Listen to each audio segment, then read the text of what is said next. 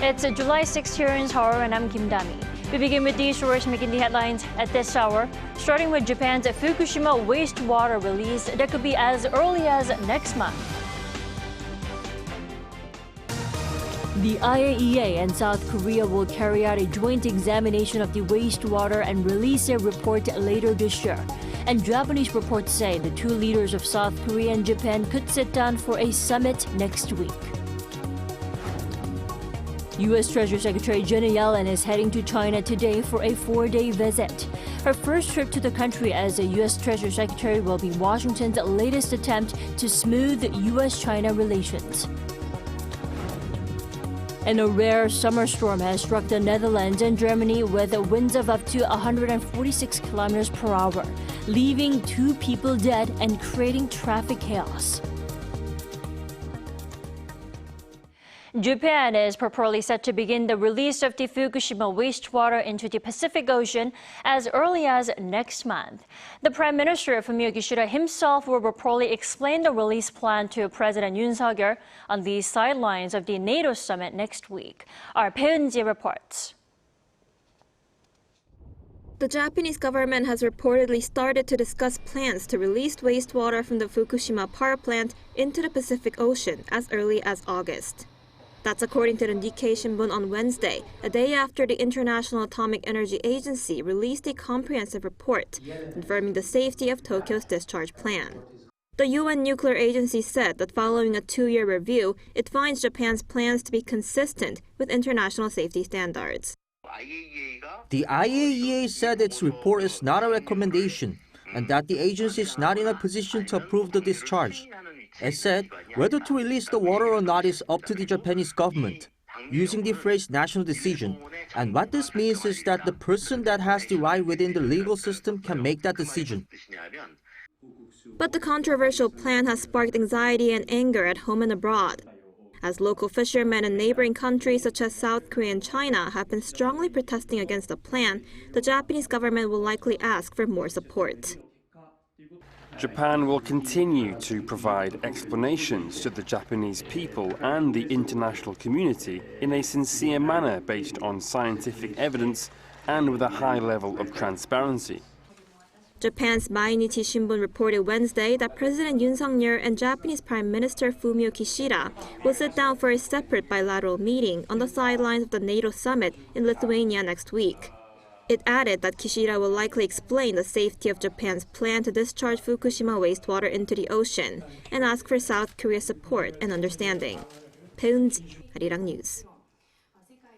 And in the meantime, the IAEA will jointly conduct an additional analysis of the wastewater samples with the Korea Institute of Nuclear Safety. According to the IAEA on Tuesday, the agency, along with the Almera Research Center from the Korea Institute of Nuclear Safety, will conduct a second and a third analysis of the contaminated water samples. The two agencies will see if radionuclides are detected at active concentrations above the safe limits.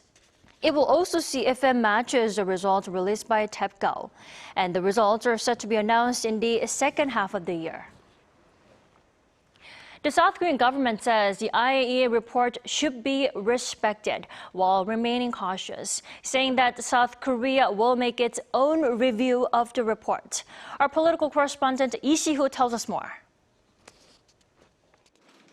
South Korea's Office for Government Policy Coordination on Wednesday morning said that it respects the IAEA's report, but as for its contents, South Korea is conducting an independent review. We're in the final stage of the review and will explain the in-depth analysis we carried out once we give our final announcement on the IAEA report. Furthermore, the government will closely cooperate with the Japanese government to continuously monitor the process to see if it's being carried out as planned. There will also be unprecedentedly intense inspections when it comes to the country of origin of imported seafood products. Meanwhile, the report prompted a clash between the rival parties at the National Assembly, with the ruling People Power Party and the main opposition Democratic Party holding emergency meetings to discuss the issue Wednesday morning. The PPP's floor leader Yoon emphasized that experts in the field worked for 2 years to finalize the report, implying that the report has credibility. He also assured that there will be no imports of seafood from the Fukushima region. The PPP leader Kim Hee-yeon echoed Yoon's comments but also questioned the DP's motives for denouncing the report. He said that the opposition, which refuses to believe the IAEA report, has an ulterior motive like making the current administration step down. The DP, which was the ruling party until around a year ago under the Moon administration, has previously shown its trust in the IAEA. However, this time the party has called the report, quote, empty, and said that it does not show the results of the test or inspection results of the liquid processing system's performance sufficiently. The DP leader Lee Jae-myung has urged that we should ask questions, argue, and take responsibility for the issue in order to protect people. The party also said that it's considering introducing a bill that aims to ban seafood imports from all regions of Japan if Japan decides to release the wastewater without permission from South Korea and other nearby countries. An overnight protest is also being planned by the DP. Lee Si-hoo, Arirang News.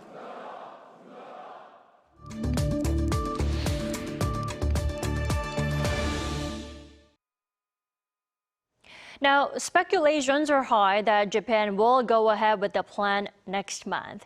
And today, the IAEA chief's trip to Japan comes to an end before he comes to South Korea tomorrow.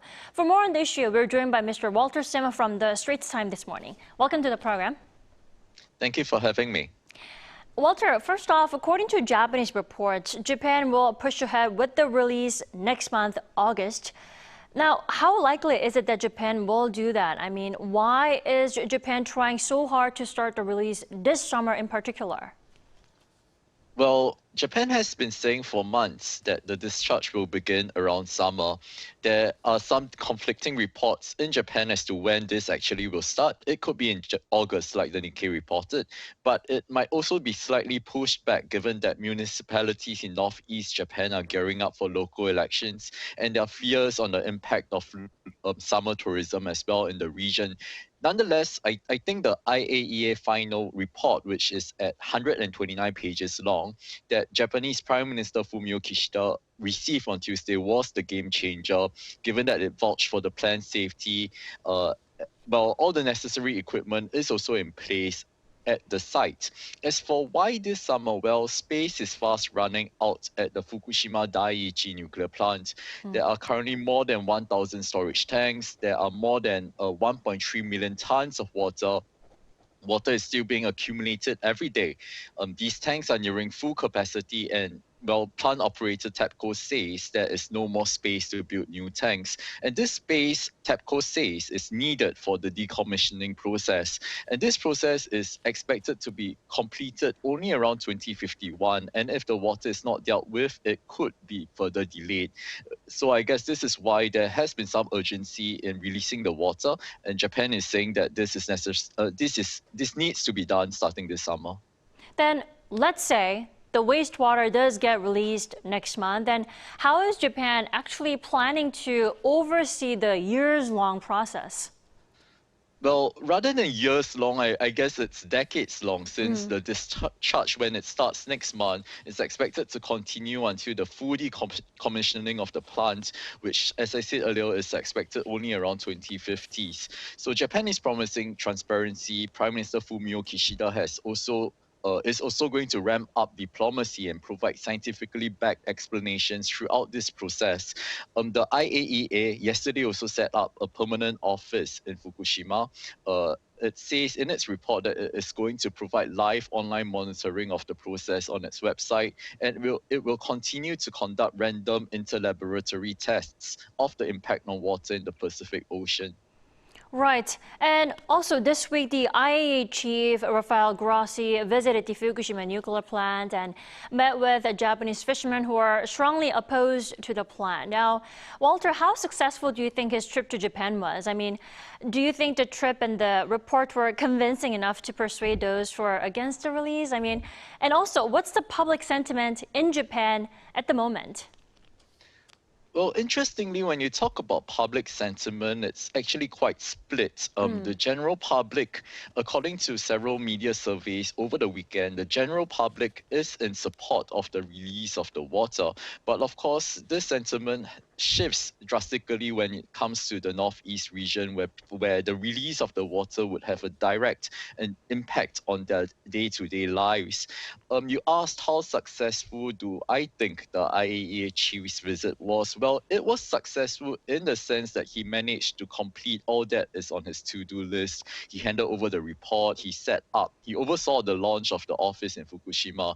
On that note, his trip was highly successful. But as you rightly pointed out earlier, the impending water release kind of dredged up a lot of very understandable fears and anxieties, especially since, the science may be sound, but there is always the potential for reputational damage and negative publicity, and this has an additional impact on the livelihood of local producers, fishermen, agriculture, farmers in the region. And to be honest, this, if I may be blunt, right, if the report were convincing enough, then there is actually no need for South Korea to be doing its own independent review. There's no basis for countries to maintain its import restrictions on or bans from around Fukushima, since the IAEA itself says there is nothing to fear. So I do think that there is a lot of room for controversy, a lot of questions that the IAEA still has to answer despite the report. Right, and also it's all about making the public feeling safe about the water being released into the ocean, and also has to do with the consumption of seafood possibly from that region. Maybe that's why. Definitely, yep. Speaking of negative reactions from the Japanese fishermen, we also have to talk about the reactions from other countries. Now, U.S. in support of the IAEA's approval, and China is clearly against the plan. Now, how will Japan, do you think, convince China? Well, this is a very difficult question, because I do think that there are geopolitical elements in play as well. Yes, as you pointed out, China is very strongly against the plan. And interestingly enough, the IAEA expert panel comprised nuclear safety experts from 11 countries, including China. But despite that, China said that, the IAEA report failed to carry the full conclusions of those involved. It accused Japan of using a foregone conclusion, since its decision to release the water came before the scientific backing. So I do see kind of a political element to this. The discharge, no matter how safe, can be easily weaponized for geopolitical purposes. And by being vocal, I think China can portray itself as a defender of the interests of countries in the Pacific Island, amongst the Pacific Island nations that it has been trying to woo to its corner. So whilst it definitely is very important, and I highly applaud Japanese Prime Minister Fumio Kishida's efforts in terms of constant diplomacy by establishing talks at all levels, I actually do not think that Japan will fully convince China of its plan until the results of the discharge are in, and the results can speak for themselves. Sure. All right, Walter, thank you so much for joining us all the way from Japan this morning. You have a great day.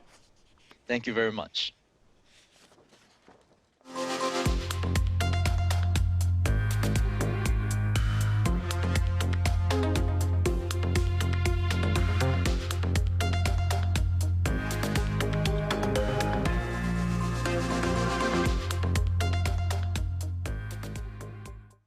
The U.S. Federal Reserve reportedly faced divisions when pausing its rate hikes in June, a decision that the Fed chair had emphasized was made unanimously.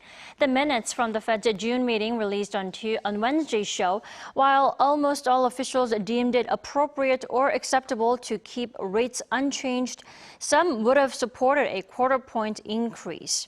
However, the Fed decided to hold off on raising interest rates, citing the time needed to assess the impact of the previous 10 straight runs of hikes. But the minutes also show that almost all agreed with a hike in the coming July meeting set for 25th and 26th. U.S. Treasury Secretary Janet Yellen will be in China for 4 days from Thursday, following U.S. Secretary of State Antony Blinken's recent visit. Now, her trip will aim to soothe the tense U.S.-China relations. Our Choi Soo-hyung reports. U.S. Treasury Secretary Janet Yellen is visiting China starting from July 6th to 9th to discuss economic and trade relations. This marks the second visit by a high-ranking U.S. official recently, with U.S. Secretary of State Tony Blinken previously visiting in June. Yellen is expected to meet Prime Minister Li Qiang, Vice Prime Minister He Lifeng, Minister of Finance Liu Kun, and other key Chinese figures. Yellen, who has previously served as a chair of the Federal Reserve, has advocated for an improvement in U.S.-China relations. Experts anticipate that the agenda will include U.S. de-risking and China's export control on rare metals. Recently, the U.S. has restricted its advanced technology supply chain in a strategy known as de-risking.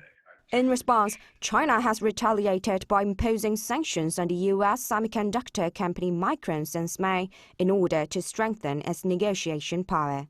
On July 3rd, China also decided to control the export of gallium and germanium, which are crucial rare metals used in semiconductor production.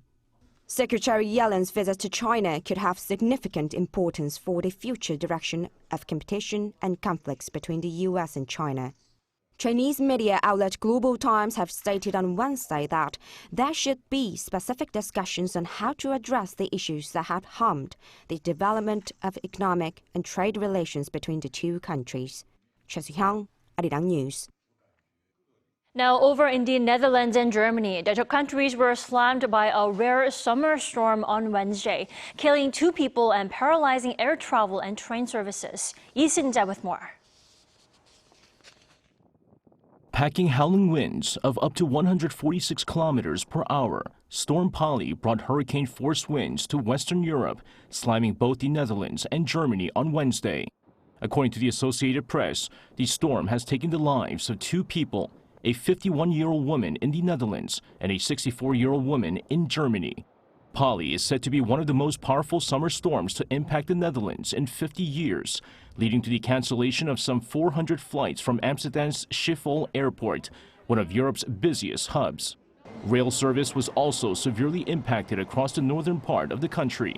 The National Meteorology Institute issued its highest code red storm warning for the Noord-Holland province and urged residents not to leave their homes.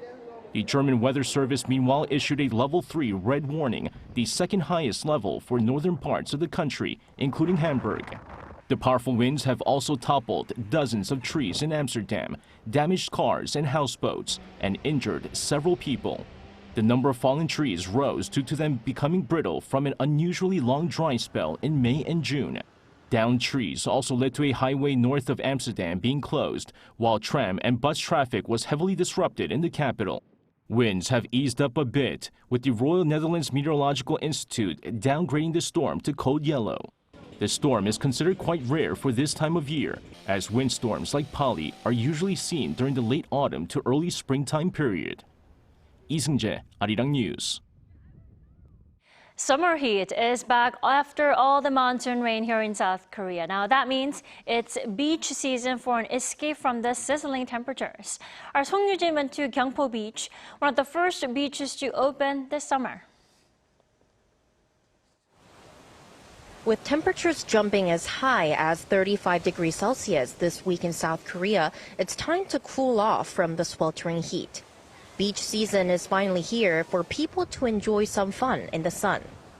So right now I'm at Gyeongpo Beach, located in South Korea's east coast city of Gangneung, and this is one of the first beaches that open up to the public this year. Now opening on the beach might sound a bit confusing. So basically you can still go inside the water before the official opening, but the difference is that there are no lifeguards, shower booths, or tubes you can borrow. More than 135,000 sunseekers have visited Gyeongpo Beach as of Wednesday after it opened on July 1st.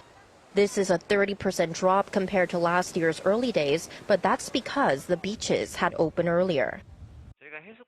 Last year, we noticed scorching temperatures from mid-June. leading to early beach visits before the official opening.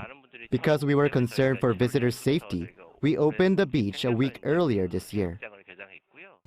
But as this is the first summer with no social distancing rules, more beachgoers are expected than the previous years.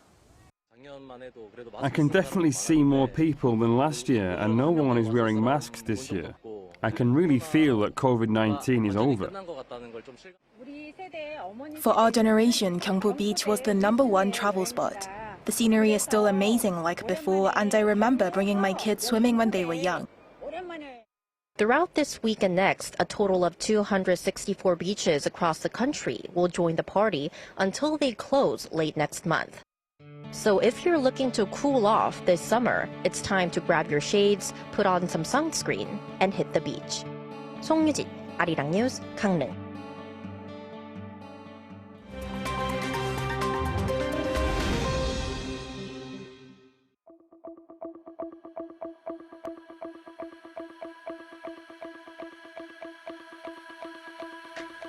Good morning, I'm Matthew Ashley, and we now turn over to stories from around the world. Now, Iran is facing international legal action over the 2020 downing of a Ukrainian passenger plane that killed all 176 people on board. Legal paperwork was filed on Tuesday to the International Court of Justice by Canada, Sweden, Ukraine, and the UK. The 4 countries are seeking damages for the victims' families. Flight PS-752 was shot down by 2 missiles fired by Iran's Revolutionary Guards shortly after the plane took off from Tehran airport. Iranian officials called the incident a, quote, disastrous mistake that came at a time when tensions between Washington and Tehran were high.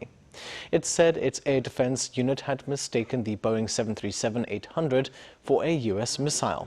But the 4 countries said in court filings that Iran had violated a series of obligations under international conventions on civil aviation when it shot down the plane, and that Iran failed to take all practicable measures to prevent the plane's downing.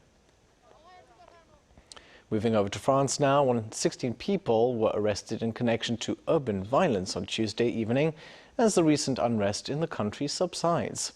According to the country's transport minister, the calmer situation means France's bus and trams will resume normal night services from Wednesday evening local time.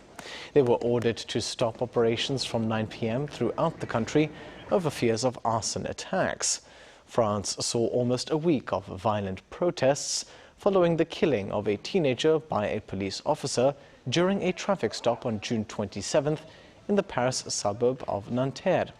The peak of the unrest on Friday night local time saw police arrest 1,300 people. Now, 3 Just Stop Oil protesters have been arrested after interrupting 2 matches at Wimbledon on Wednesday. The first interruption came during a match between Grigor Dimitrov and Sho Shimabukuro when 2 protesters entered the court. One threw orange-colored confetti and jigsaw pieces, while the other sat cross-legged on the grass court. The second interruption was during the match between Katie Bolter and Daria Saville, when a 3rd protester ran onto the same court, littering it again with orange confetti and puzzle pieces. Just Stop Oil says the protesters are demanding the UK government halt the issuing of all new licenses for extracting oil, gas and coal. Wimbledon is not the first sporting event to be targeted by the group. Last week, its activists interrupted the first day of the 2nd Ashes Test. And finally, Hong Kong-born singer-songwriter Coco Lee has died at the age of 48. According to members of her family, the pop artist passed away after a suicide attempt on Sunday. Although hospitalized, Lee could not be revived from a coma and died on Wednesday. Her sisters confirmed that Lee had been battling depression for a few years. Raised in the US, Lee launched her pop career in Hong Kong after winning a song contest. Her popularity peaked in Asia in the 1990s and 2000s, and she was known for voicing the lead character in the Mandarin version of Disney's Mulan. Her R&B infusion with Western hip-hop made her popular in the US as well. She often released albums in both Mandarin and English.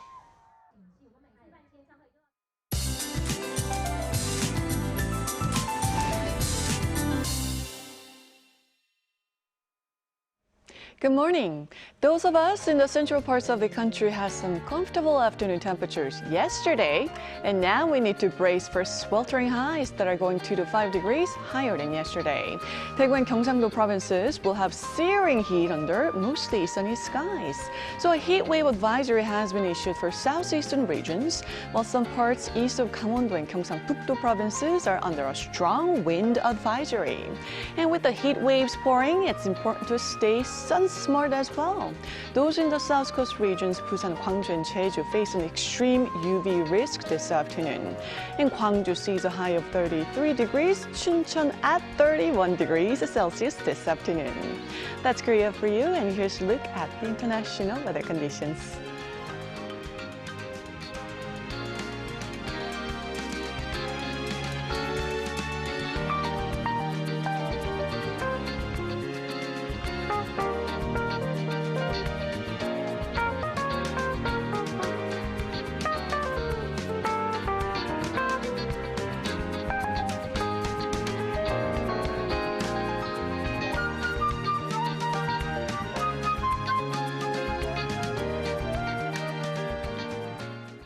We thank you for watching New Day at Arirang. Have a wonderful day.